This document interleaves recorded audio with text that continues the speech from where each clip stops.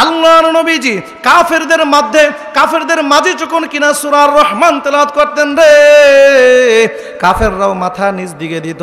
কারণ আল্লাহর কোন কোন নিয়ামত আমরা অস্বীকার করব? আল্লাহ আমাদের হাত দিলেন, পাও দিলেন, চক্ষু দিলেন, কর্ণ দিলেন, সব কিছু আল্লাহ দিলেন। তাহলে কোন নিয়ামত আপনি আমি অস্বীকার করব? আল্লাহর কথা ঠিক কিনা বলেন? আল্লাহ আমাদের দুইটা কান দিলেন, একটা হাইওয়ান জানোয়ারের কিন্তু কান দিয়েছেন, কথা ঠিক কিনা বলেন? তো মানুষ আমরা যারা কোরআন পড়ি, কোরআন ধরি, কোরআনকে আমরা যারা লালন পালন করি, আলেম উলামা, আমাদেরকে মানুষ ছোট চোখে দেখি।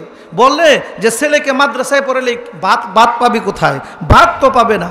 আসলে কথা আপনাদের ঠিক আছে, আমরা ভাত পাই না। আসলেও যেখানেই যাই পোলাও খাওয়া, বিরিয়ানি খাওয়া, ভাত খাইতেই পারি না, কথা ঠিক কিনা বলে? তো পাকিস্তান যখন আমাদের দেশে ছিল, তখন ব্রাহ্মণবাড়ি একজন ফখরে বাঙ্গাল আল্লাহর একজন ওলি ছিলেন। তো হুজুরে মাহফিলে যাবে, ট্রেনে তাড়াতাড়ি উঠছে। তো পাকিস্তানি পুলিশরা নে বসা। তো হুজুর যে উঠছে তাড়াতাড়ি, পুলিশরা কয় মোল্লারা সমাজও বুঝে না। তা আবার বলতেছে মোল্লারা সমাজ বুঝে না, মোল্লারা কিছুই বুঝে না। তো ফখরে বাঙ্গাল বলে, হ্যাঁ মোল্লারা কিছু বুঝে না, ঠিক আছে। মোল্লারা হলো এই আঙ্গুল। এখন এই আঙ্গুল যদি ইউরোপ কান্ট্রিতে দেখান, ইংল্যান্ডে, থাইল্যান্ডে, আমেরিকা, তাহলে তারা বলবে না ভালো। দুইটা দেখালে আরও তারা খুশি, কথা ঠিক কিনা বলেন? আমরা বাংলাদেশে উপায়, এশিয়া দেশে, মহাদেশে দুই দেখা, বাংলাদেশ, ইন্ডিয়া, পাকিস্তান, দেখলে খবর আছে না? যখন কইছে যে মোল্লারা এই আঙ্গুল, আপনি কি কইলেন? আবার বলে মোল্লারা এটা। পুলিশে ক আপনার তো ভালো ফাইজলামি শুরু করছেন আমাদের সাথে। ক না মোল্লারা এটা। এবার পুলিশরা ক হে মোল্লা, বারবার জিজ্ঞাসা করলাম রে, খালি তুমি এই আঙ্গুল দেখাও। এবার হুজুর বলেন, এই আঙ্গুল কেন দেখাই? তোমরা তো দৃষ্টান্তও বোঝো না, উপমাও বোঝো না। সমাজের মধ্যে এই 5টা আঙ্গুল একটা সমাজ। এই আঙ্গুল যদি না থাকে কোনো সমস্যা নাই, এই আঙ্গুল না থাকলে কোনো সমস্যা নাই। আর যদি আঙ্গুল না থাকে রে, হাতটা কাটা চামিচ হয়ে যাবে, কথা ঠিক কিনা বলেন? এভাবে কি ভাত খাবেন নাকি? খাবেন? লবণ কিভাবে নেবেন? এ আঙ্গুল লাগবে, কথা ঠিক কিনা বলে? লবণ নিলেও লাগবে, ভাত খাইলেও কি লাগবে? ফখরে বাঙ্গাল বলেন, এ পুলিশেরা রে, সমাজে মানুষ গুনার কাজ করে, আল্লাহকে বিশ্বাস করে না, নবীকে মোহাব্বত করে না, আলেমরা ইসলাম লালন পালন করে দূরে থাকে। দেখা যায় আঙ্গুলটা দূরে, আলেমরাও তোমাদের থেকে দূরে থাকে, তোমাদের গুনার কাছ থেকে দূরে থাকে। এই আঙ্গুল ছাড়া যেমন হাতটা অসুন্দর দেখা যায়, ঠিক সমাজে যদি আলেম না থাকে, ওই সমাজ আর সমাজ থাকে না, পশুতে পরিণত হয়ে যাবে, কথা ঠিক কিনা বলেন?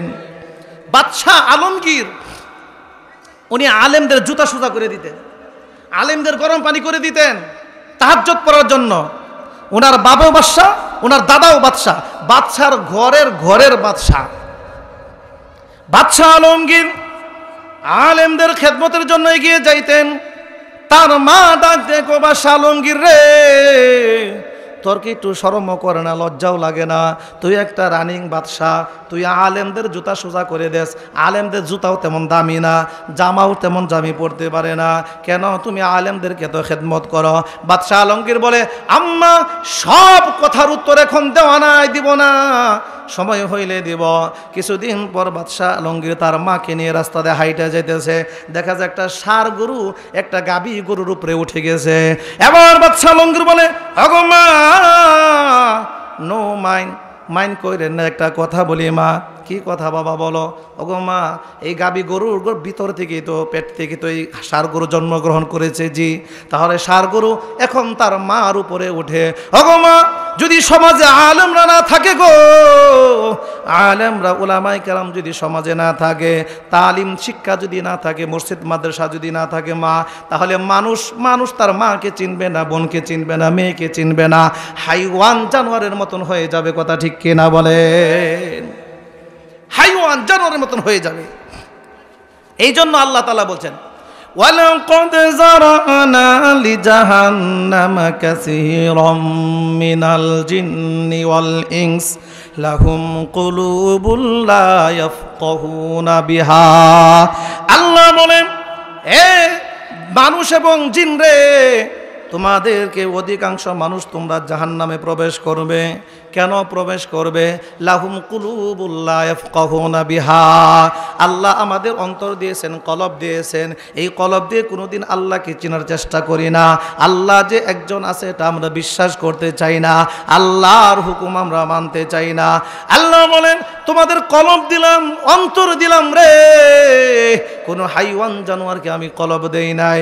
ওয়ালাহুম আ'য়ুনুল লা ইবসিরুনা বিহা, আমি তোমাদের দুইটা চক্ষু দিলাম, অন্য কোন হাইওয়ান জানোয়ারকে চক্ষু দিয়েছি, তোমাদেরকেও দিলাম। তারপরে এই চক্ষু দিয়া তোমরা কোরআনের মাহফিলে আসলে না, আল্লাহর কোরআন দেখলে না, এই চক্ষু দিয়ে আলেমদেরকে দেখলে না। হাদিসের মধ্যে আসে কোনো সাধারণ মানুষ যদি আলেমদের চেহারার দিকে তাকিয়ে থাকে, সগীরা গুনাহ আল্লাহ মাফ করে দেয়। ওয়ালাহুম আযানুল লা ইয়াসমাউনা বিহা, আমি তোমাদের দুইটা কর্ণ দিলাম, দুইটা কান দিলাম। কেন রে দুইটা কান দিলাম? আল্লাহ বলে হে বান্দারে, তোমার একটা কর্ণ যদি নষ্ট হয়ে যায়, একটা কান যদি নষ্ট হয়ে যায়, আর একটা কান দিয়ে যেন শুনতে পারো, এই জন্য আমি আল্লাহ তোমাকে দুইটা কান দিলাম, দুইটা চক্ষু দিলাম আমি তোমাকে। একটা দিলেই তো পারতাম, কেন দুইটা দিলাম? একটা চক্ষু যদি নষ্ট হয়ে যায়, আর একটা চক্ষু দিয়ে তুমি দেখবা। আমি আল্লাহ দুইটা নাকের ছিদ্র দিলাম, একটা দিলে তো পারতাম, কেন দুইটা দিলাম? ঠান্ডার জন্য, সর্দি লাগার কারণে একটা নাক যদি বন্ধ হয়ে যায়, দ্বিতীয় নাক দিয়ে তুমি দম যেন নিতে পারো, আমি আল্লাহ সুব্যবস্থা করে দিলাম। এত কিছু দেওয়ার পরেও আল্লাহর হুকুম যখন আমরা না মানি, তখন আমরা মানুষ আর মানুষ থাকি না, হাইওয়ান জানোয়ারের মতো আমরা পরিণত হয়ে যাই। এই জন্য আল্লাহ বলেন যে মানুষের যৌন চাহিদা আছে, হাইওয়ান জানোয়াররা আছে, তো তারাও পাক পবিত্র কিছু বুঝে না। মানুষ যদি সেরকম হয়ে যায় তাহলে তো তার সে নিকৃষ্ট হয়ে যাবে। এই জন্য আল্লাহ কোরআনে বলেন উলাইকা কাল আনআম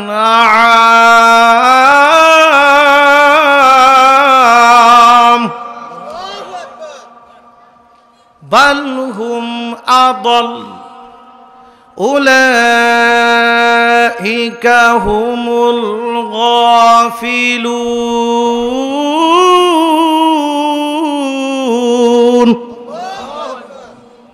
আল্লাহ তাআলা বলেন যে হাইওয়ান জানোয়ারকে আমি চক্ষু দিলাম, কর্ণ দিলাম, সব কিছু দিলাম, মানুষকে দিলাম। যদি মানুষের মনুষ্যত্ব না হয়, আল্লাহর পথে না ফিরে আসে, তাহলে তারা চতুষ্পদ জানোয়ার নেই, বরং তার চেয়ে আরো নিকৃষ্ট। তারাই হলো গাফেল, পথভ্রষ্ট। কথা ঠিক কিনা বলেন? আমার মুসলমান ভাইরা রে, আল্লাহ তাআলা মুমিনদের জন্য কত সুন্দর ব্যবস্থা করে দিলেন। মুমিনরা জান্নাত দিবে, যারা জান্নাতে ঢুকবে আল্লাহ আমাদেরকে সালাম দিবেন। সুবহানাল্লাহ বলেন। এমন সালাম দিবেন রে, আল্লাহকে দেখার পর যে কি আরাম, কি আয়েশ, কতটুকু অনুভব হবে এটা আমি বলে শেষ করতে পারবো না। যতক্ষণ না দেখবেন ততক্ষণ পর্যন্ত বলে শেষ করা যাবে না। মুমিনদের কিছু গুণ আছে। আল্লাহ তাআলা বলেন قد أفلح المؤمنون। আমার বন্ধুগণ, মুমিনরা বিজয় হয়েছে, সফল হয়ে গেছে যদি এই গুণগুলো তাদের মধ্যে থাকে। আল্লাযীনা হুম ফি সালাতিহিম খাশিউন, যে মুসলমানরা নামাজের খবর রাখে, নামাজ পড়ে, নামাজের প্রতি বিনয় হয়ে যায়, এক ওয়াক্ত নামাজ পড়ে যায়, আবার আর এক ওয়াক্ত নামাজ পড়ার জন্য মন বেকুল হয়ে যায়, এই সমস্ত গুণ যাদের মধ্যে থাকবে আল্লাহ তাদের জান্নাত দিবেন। কথা কোন ঠিক কিনা? রিজিকের মালিক আল্লাহ, হায়াতের মালিক আল্লাহ। কথা ঠিক কিনা বলেন? এক সুরে এক হুজুরের পকেটে হাত দিছে, আল্লাহর ওলির পকেটে হাত দিছে। এখন সুরে যখন হাত দিছে, হুজুরে কইতে চাই পকেটে হাত দিছো কেন? হুজুর আমার রিজিক আপনার পকেটে। ব্যাক কল, তোমার রিজিক আমার পকেটে থাকবো কেন? আল্লাহ নিজে কোরআনে বলতেছে যে রিজিকের ফয়সালা হয় আসমান থেকে। সূরা কি আর শুনে ধর্মের কাহিনী বলেন? আল্লাহর ওলি বলতেছে ওয়া ফিস সামাই রিজকুকুম ওয়া মা তুআদুন।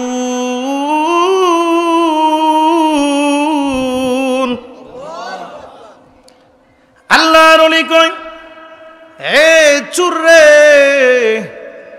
তোমার রিজিক আমার পকেটে না, আল্লাহ নিজে কোরআনে বলতেছেন, বান্দার রিজিকের ফয়সালা আমি আসমান থেকে করে দে। চুর বলে, হুজুর ওয়াজ যতই কর কাম হবো না, কারণ আপনার পকেটে হাত ঢুকাই দিয়েছি, টাকা ছাড়া যাবো না। তাই হুজুরকে ঠিক আছে নিয়ে যাও। এই সুর, এই আয়াত শোনার পর থেকে খালি চিন্তা করে, হুজুরে বলল কি রিজিকের ফয়সালা বলে আসমান থেকে হয়, আল্লাহ বলছে কোরআনে। সুরে চিন্তা ভাবনা করতে করতে চুরি ছাড়িয়ে দিছে আস্তে আস্তে। দেখবেন আমাদের দেশে চুরি করে ডাকাতে ধরে, তাই না? তারপর আপনার দারোগা গ্রেফতার করে, নে পুলিশ দারোগা থানায় নে বাড়ি দেয়, বাড়ি কোথায় দেয়? উপরে, তাই না? দারোগা করতে চায় ইসলাহ, কিন্তু শুরু হয়ে যায় পিছলা। কথা ঠিক কিনা? কারণ দারোগা উপরে বাড়ি দেয়, ভিতরে রোগ হলো ভিতরে, উপরে বাড়িলে কোনো কাম হবো? যতই বাড়ি দেয় চুরি করবে না, আজীবনে করুন না। চুরি করছস কে? কবুল হয়ে গেছে, হেডের তো মায়ের রিমান্ডে। এখন দারোগা কত চেষ্টা করে, সুর আর ভালো হয় না। 3 চিল্লা 4 মাস জেল খাটার পরে সুরে আইসা ওপেনে ডাকাতি করে। আগে চুরি করতে মানুষ জানতো না, এখন তো জানে, তাহলে ওপেনেই করি। 2 সুর একসাথে গ্রেপ্তার হয়েছে, একজন তাবলিগ জামাতের কাছে গ্রেপ্তার হয়েছে, আর একজন দারোগার কাছে। উনি 3 চিল্লা 4 মাস দিয়ে আইসা মাথায় টুপি উঠে গেছে, লম্বা দাড়ি, হ্যাঁ লম্বা জামা উঠে গেছে। কি মেয়া সাহেব কি খবর? না ভালো হয়ে গেছে, আর চুরি করি না। তো এই দেশে আলেম ওলামাদের সোহবতে, হক্কানি আলেমদের সোহবতে মাদ্রাসা মসজিদ তালিম তাআল্লুম যদি না থাকে, মানুষ হাইওয়ান হয়ে যাবে, জানোয়ার হয়ে যাবে। আমাদের এই আপনাদের থানায় যান, যায় দেখেন নাগরপুর চুরের লিস্টে আছে, ডাকাতের লিস্টে আছে, হিরোইন খুরের লিস্টে আছে, মদ খুরের লিস্টে আছে। কথা ঠিক কিনা বলেন? কোন আলেমের লিস্টে পাবেন সেখানে, একটা হাফিজের নাম সেখানে পাবেন, একজন আলেমের দাওরা হাদিস আলেমের নাম পাবেন না, তাদের নাম পাবেন না। কারণ আলেমরা হাজার হাজার মানুষকে চুর থেকে, ডাকাত থেকে আল্লাহর ওলিতে পরিণত করে। কথা ঠিক কিনা বলেন? এই দেশে যদি হক্কানি আলেম না থাকে, পীর সাহেব না থাকে, দেশ মানুষ পশুই পরিণত হয়ে যাবে। কথা ঠিক কিনা বলে? মাদ্রাসা মসজিদ না থাকলে, ওয়াজ মাহফিল না থাকলে মানুষ ধ্বংস হয়ে যাবে। এই ওয়াজ মাহফিলগুলো বন্ধ করার জন্য বিগত কয়েক বছর দেখেছি অনুমতি চাওয়া লাগে, স্টেজে মাইক কেড়ে নে, কথা বলতে দে না, কি বলবেন আগে বললাম, তারপরে অনুমতি দিব। কথা ঠিক কিনা? রাগ করতেছেন নাকি আপনারা? তা ভাইয়েরা আমার, তা আলেমরা যদি না থাকে, একটা দারোগা 20 বছর চাকরি করে, যেখানে তো কয়জন লোকরা নামাজি বানাইছে? একজনও পারবে না। কারণ ইসলাহ করতে হবে অন্তরে, অন্তরে। বাইরে ইসলাহ শাসন করলে কাম হবো না।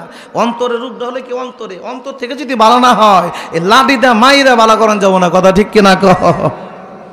এবার আল্লাহর ওলি পকেট থেকে যখন টাকা নিয়ে যায়, ওই সুর বারবার চিন্তা করে সর্বনাশ। আল্লাহর ওলি বলল, রিজিকের ফয়সালা হয় আসমান থেকে, আমি তো হুজুরের পকেটে হাত ঢুকাই দিলাম, এই টাকা এখন কিভাবে দেই চিন্তা করতে করতে এক পর্যায়ে লোকটা নামাজি হয়ে গেল। কাবা ঘরে উমরা বা বড় হজ করার জন্য গেছে, কাবা ঘরের সামনে যখন গিয়েছে, ওই হুজুরের সাথে দেখা। এখন যারা এদের কামতাছে, হুজুর আমার মাফ করে দেন, আমার চিনছেন? না চিনি নাই। এবার চুরু ডাক দিয়ে কয়, ও হুজুর গো, 3 বছর আগে আপনার পকেটে আমি হাত দিয়েছিলাম, আপনি আমাকে একটা কোরআনের আয়াত শুনিয়ে দিয়েছিলেন, রিজিকের ফয়সালা হয় আসমান থেকে। কিন্তু আল্লাহর এই আয়াত শুনে আমি আর থাকতে পারলাম না। এবার হুজুর আমাকে মাফ করে দেন। আমি 3 বছরে দাড়ি রাখছি, লম্বা জামা দিছি, উমরা করে আল্লাহ কাবা ঘরের মেহমান আমাকে বানায় দিলেন। হুজুরের কাছে মাফ চাই, হুজুর আমাকে ক্ষমা করে দেন। মানুষ যখন জ্ঞান ফিরে আসে, মানুষ যখন বুঝে আমি একজন মানুষ রে, আমার তো হাইওয়ান জানোয়ার মতন কাজ করা যাবে না, তখন মানুষ বুঝে যে আমার ভুল হয়েছে। কথা ঠিক কিনা বলেন? আল্লাহ তাআলা বলেন মুমিনদের গুণ কেমন হবে? ওয়াল্লাযীনা হুম লিআমানাতিহিম ওয়া আহদিহিম রাউন। যারা মুমিন হবে, আল্লাহর ভয় যাদের ভিতরে থাকবে, তারা কখনো অনর্থক কথা বলবে না, তারা জবানটাকে কাজে লাগাবে, জিকির করবে, কোরআন তেলাওয়াত করবে, সুন্দর সুন্দর কথাগুলো বলবে।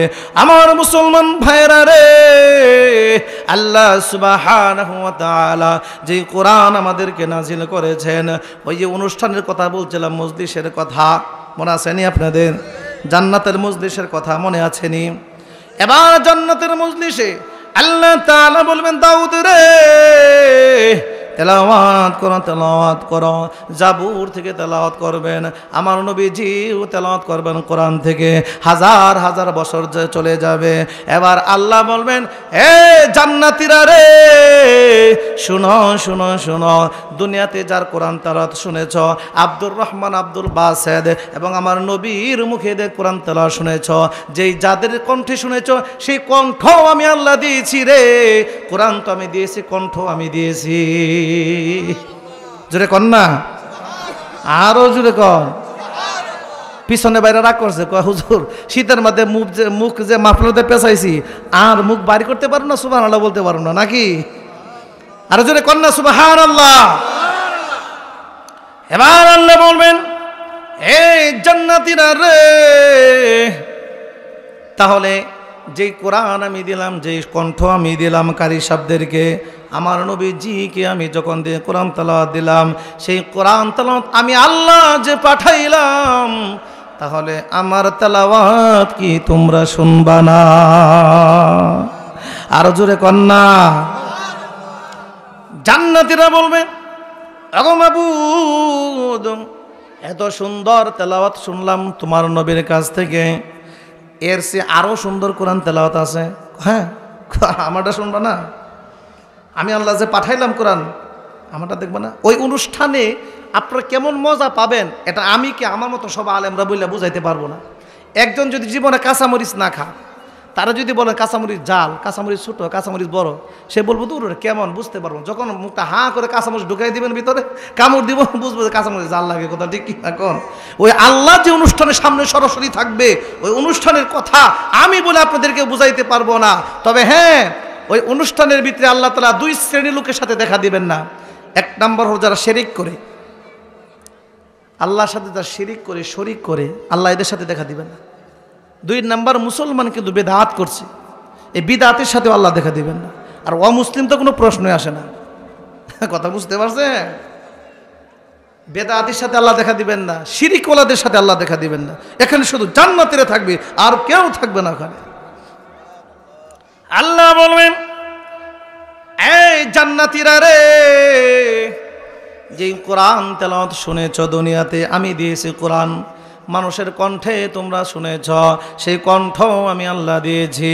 তবে আজকে আমি এত কিছু দিলাম, আমার তেলাওয়াত কি তোমরা শুনবা না? জান্নাতের বলবে, জি আল্লাহ আপনার তেলাওয়াত শুনবো। আমরা তো বলি আর রহমান, আল্লাহ একটু বাড়িয়ে বলবেন আনার রহমান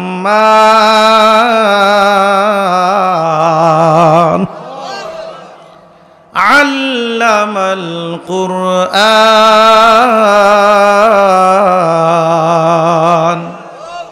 খালাকাল ইনসান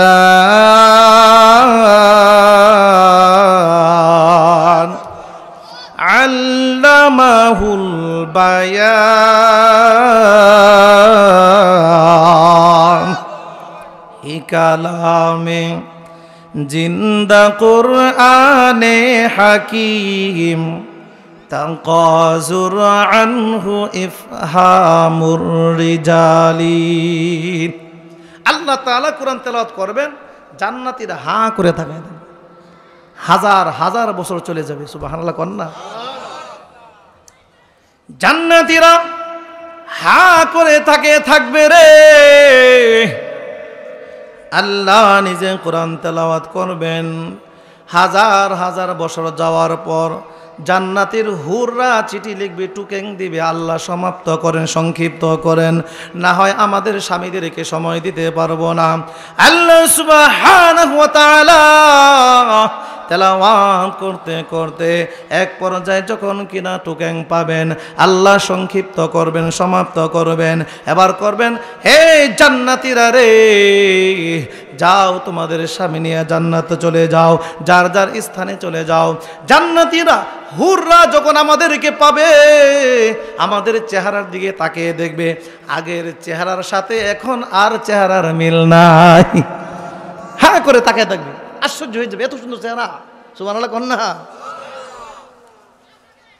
এবার আমরা বলবো, কে চিনো না? এই বাড়ির মালিক তো আমি, জান্নাতের মালিক তো আমি, তা আমাকে চিনো না তোমরা? এবার জান্নাতীরা হুররা বলবে, এ স্বামী গো, আগে যেই চেহারা ছিল কিন্তু এখন তার চেয়ে 3 গুণ বেশি সুন্দর হয়ে গেছে। সুবহানাল্লাহ বলেন। কারণ আল্লাহর সরাসরি নূরের তাজাল্লি চেহারার মধ্যে পড়েছে। সুবহানাল্লাহ। আমার ভাইয়েরা, জান্নাতের মধ্যে প্রবেশ করলে এমন শান্তি রে, এমন আরাম, এমন আয়েশ আল্লাহ আমাদেরকে দিলেন। সেই জান্নাতে যাইতে গেলে আমাদের কিছু কর্ম করতে হবে, দুনিয়াতে নেক আমল করতে হবে, জান্নাতের পথে চলতে হবে। আল্লাহ তাআলা 2টা রাস্তা দিয়ে দিলেন। ফারিকুন ফিল জান্নাতি ওয়া ফারিকুন ফিস সাঈর। জোরে কন্যা। আমার ভাইয়েরা রে, আল্লাহ সুবহানাহু ওয়া তাআলা মানুষের জন্য 2টা রাস্তা আল্লাহ দিলেন। একটা হলো জান্নাতের রাস্তা, আর একটা হলো জাহান্নামের রাস্তা।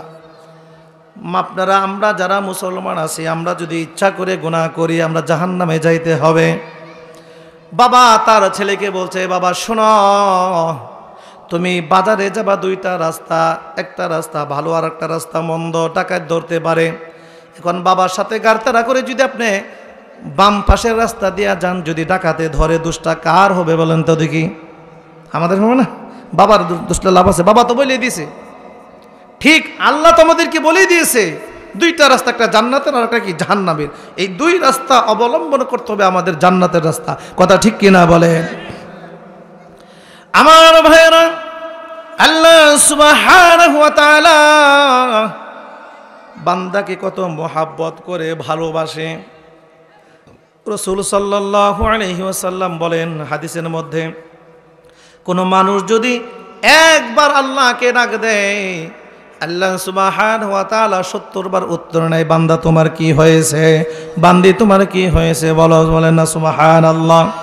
আর এক হাদিসে এসেছে, কোন বান্দা এবং বান্দি যদি আল্লাহকে ডাক দেয় রে, আল্লাহ সুবহানাহু ওয়া তাআলা 100 বার উত্তর নেই। এই তোমার কি হয়েছে বলো, কি হয়েছে বলো। আল্লাহ তাআলা কিন্তু ঘুমান না, তন্দ্রাও যান না। আমরা যদি 1 দিন না ঘুমাই, 2 দিন না ঘুমাই, শরীর ক্লান্ত হয়ে যায়, ঢুলে পড়ে যায়, এর ঘুমের ভাব আসে। আল্লাহ বলেন আমি ঘুমাইও না, ঘুমের ভাবও আসে না। লা তাখুযুহু সিনাতু ওয়ালা নাউম।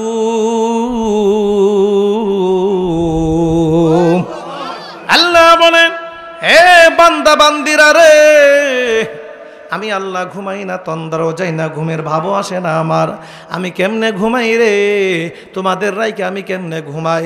আমি যদি ঘুমাই, তোমরা যদি রাত্রিবেলায় তাহাজ্জুদের সময় উঠে যদি আমাকে ডাকো আল্লাহ, আমি আল্লাহ তোমার ডাকে সাড়া দেই, তোমাকে মাফ করে দিব।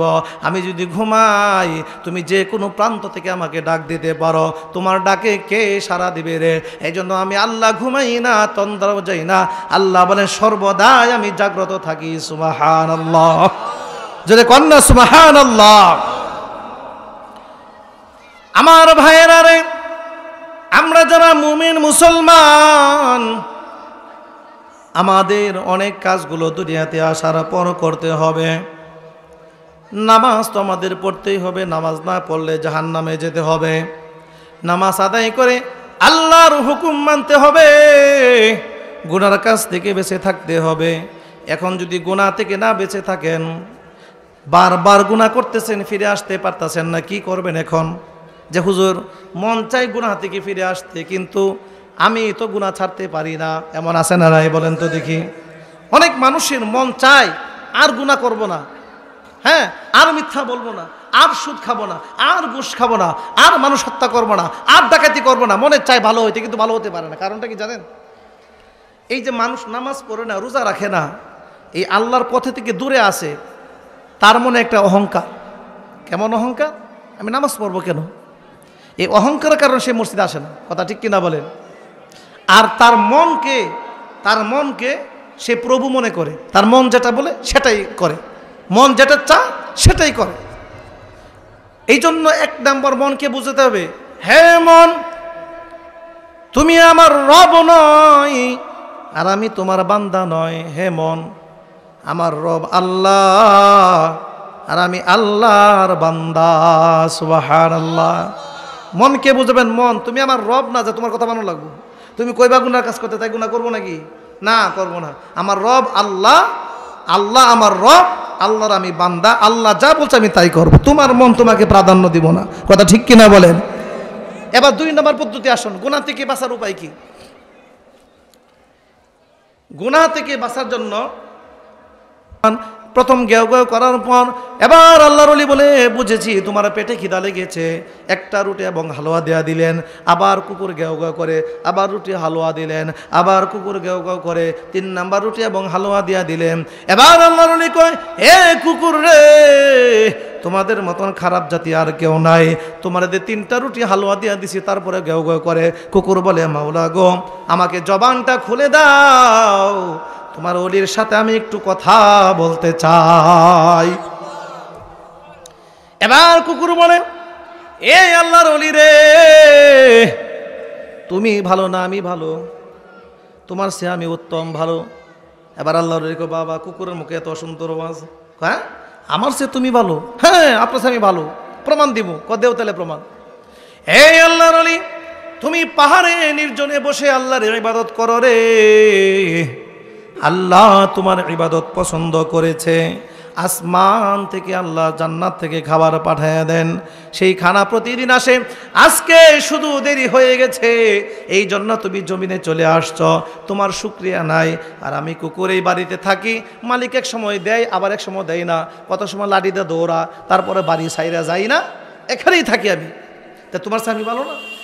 আমি এক মালিকের কাছে আছি, তুমি তো মালিক সাইরা পর্যন্ত জমিনের মালিকের কাছে। কথা ঠিক কিনা কর? এবার বাড়ির মালিক কুকুর, বন্ধু যখন বাড়িতে আসলো, কুকুর গেও গেও করে, তো বন্ধুকে ডাক দিছে, বন্ধু তোমার কুকুরকে সামলাও, তাছাড়া বাড়িতে ঢুকতে পারতাছি না। এবার এই কুকুর কিছু বলেও না, আমার বন্ধু মানুষ, ঢুকতে দাও। ইমাম গাজ্জালী রাহমাতুল্লাহ আলাইহি বলেন, এ দুনিয়ার মানুষ রে, এই সারা দুনিয়া হলো একটা বাড়ি, এই বাড়ির মালিক হলো আল্লাহ, আর এই দুনিয়ার কুকুর হলো শয়তান। কাজে শয়তান মানুষকে ধোঁকা দিবে, আল্লাহর কাছে চাইতে হবে, আল্লাহ তুমি আমার শয়তানের ওয়াসওয়াসা থেকে আমাকে তুমি হেফাজত করো। সুবহানাল্লাহ বলে। এই জন্যই নামাজে নিয়াত বাঁধার পরে আমরা প্রথমে বলি কি, আউযু বিল্লাহি মিনাশ শাইতানির রাজিম, শয়তান ওয়াসওয়াসা থেকে আমরা পানা চাই। কথা ঠিক কিনা বলেন? আর নামাজে যখন দাঁড়াইবেন, দেখবেন 4 হোটেলে বসে আছেন, চা খাইতেছেন, কোনো টেনশন কিন্তু মাথায় ঢুকে না। খেতে কাজ করতেছেন, কোনো টেনশন মাথায় ঢুকে না। যখন নামাজে দাঁড়াবেন, আল্লাহু আকবার তাহরিমা বাঁধার পর, তাকবীরে তাহরিমা বাঁধার পর, শয়তানের বিশেষ একটা দল আপনাকে আক্রমণ করবে। কথা ঠিক কিনা বলেন? আপনার মনটাকে শয়তান নিয়ে যাবে খেতে, আপনার মনটাকে শয়তান নিয়ে যাবে দোকানে, আপনার মনটাকে নিয়ে যাবে শয়তান গোয়াল ঘরে যে গরু ছুটে গেছে কিনা, আপনার মনটাকে শয়তানের বিশেষ একটা বাহিনী নিয়ে যাবে আপনার বাড়িতে, নিয়ে যাবে দোকানে, আপনার মনটাকে বিভিন্ন জায়গায় সিনিমিনি খেলবে। শয়তান আপনার মন নিয়ে সিনিমিনি খেলবে। এখন এখানে বাঁচার উপায় কি? 5 প্রকার নামাজি, 5 প্রকার পুরস্কার।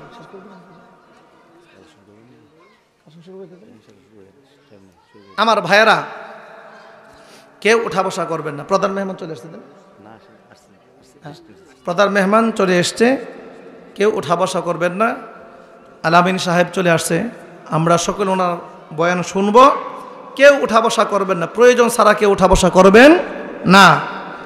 অল্প একটু সময় আপনাদের মাঝে চাবো, আপনারা রাজি আছেন তো? ইনশাল্লাহ। আলোচনা আরও করবো না বন্ধ করে দিব? তাহলে আলোচনা চলবে। মাঝখানে এই মসজিদ আপনাদের না ভাই? মসজিদ, এই মসজিদ তো আপনাদের মসজিদ, তাই না? আপনাদের অর্থে, টাকা পয়সা, ঘামের পরিশ্রমে আল্লাহ একটা ঘর আপনারা করেছেন। এই জন্য দোয়া করি আল্লাহ আপনাকে জান্নাত দিবেন। বলেন না আমিন? আর জোরে কন আমিন। জান্নাতে যাইতে চাই কে কে? হাত উঁচা করেন তো দেখি। জান্নাতে যাইতে চাই কে কে? আল্লাহ হাতকে কবুল করেন, বলেন আমিন। হাত নামান। কার মা নাই? হাত উঁচা করেন। মা নাই কার? হাত নামান। বাবা নাই কার? হাত উঁচা করেন। হাত নামান। মাও নাই বাবাও নাই, এরকম কি আছেন? হাত উঁচা করেন। মাও নাই বাবাও নাই। আল্লাহ সমস্ত মা বাবাকে জান্নাতবাসী করুক, বলেন আমিন। জোরে কন্যা আমিন। আমার ভাইয়েরা, আল্লাহর ঘর মসজিদে সর্বপ্রথম কোন ব্যক্তি আছেন যে হুজুর 5,000 একটা লোক দেখতে চাই? তার আগে একটু কথা বলি। আমি গত বছর উমরা করতে গিয়েছিলাম, আল্লাহ নেওয়াইছিল। তো কাবা ঘর যতবার ধরেছি, 7 দিন 8 দিন ছিলাম মক্কায়, কাবা ঘরটা ধরে বলছি আল্লাহ, বাংলাদেশে বিভিন্ন আনাচে কানাচে মাহফিলের দায়িত্ব হয়, যায় মাহফিলের দাওয়াত দেয়, অনেক সময় মসজিদ মাদ্রাসার কালেকশনের দায়িত্ব চলে আসে। আল্লাহ, যত মানুষ আমি অদম গুনাহগারের হাতে টাকা পয়সা দিবে, আল্লাহ সমস্ত টাকা পয়সা তুমি কবুল করে নিও। বলে না, আমি এই দোয়াটা করে আসছি ভাই। আবার যদি যাই ইনশাল্লাহ আপনাদের নাম ধরে ধরে বলবো কে আছেন সর্বপ্রথম একটা লোক দেখতে চাই, মা বাবার জন্য 5,000 টাকা হুজুর দিলাম আল্লাহর ঘরে মসজিদে, দেখ একটা লোক দেখতে চাই, কে আছেন ভাই? ওয়াজও শুনবো, দানও করবো ইনশাআল্লাহ। একটা লোক পিছনে বা সামনে মাঝে। আল্লাহ তাআলা এই ধন সম্পদ দিয়ে পরীক্ষা করেন যে বান্দা বান্দির মনের অবস্থাটা কেমন হয়। আমার ভাইয়েরা রে, যারা মা নাই বাবা নাই, কত মা বাবার জন্য কষ্ট করেছে আমরা, আমাদের জন্য মা বাবা কষ্ট করেছে। আজকে আমাদের যাদের মা নাই বাবা নাই রে, কবরে শুয়ে শুয়ে আমাদের দিকে তাকিয়ে আছে, আমার সন্তানরা কখন দান করবে, আমার নাতি কখন দান করবে, আমার ছেলে কখন দান করবে। এই দানের সবটুকু হিস্সা, একটা অংশ আল্লাহ তাআলা কবরে পৌঁছায়া দেয়। জুড়ে কন্যা সুবহানাল্লাহ, আরো জুড়ে কন সুবহানাল্লাহ। তো আমার মা বাবা বলেন নারায়ে তাকবীর, নারায়ে তাকবীর। প্রধান বক্তার আগমন, প্রধান মেহমানের আগমন, বাদিয়া জানির পক্ষ থেকে লাল গোলাপের শুভেচ্ছা। প্রধান বক্তার আগমন, নারায়ে তাকবীর। আমার ভাই চলে আসছেন, সফর করে ঢাকা থেকে আসছেন, মুসাফির মানুষ। আল্লাহ তাআলা ভাইয়ের কাছে আপনাদের কথা বলে যাবো, যেন দোয়া করে দেই। সময় লম্বা করব না। আমি 5,000, কে আছেন ভাই? একটা লোক একটু দাঁড়ায় বলে যে হুজুর আমি 5,000 টাকা আল্লাহর ঘরে দিব। কি আপনাদের এলাকায় কি 5,000 টাকা দেওয়ার মতো লোক নাই ভাই?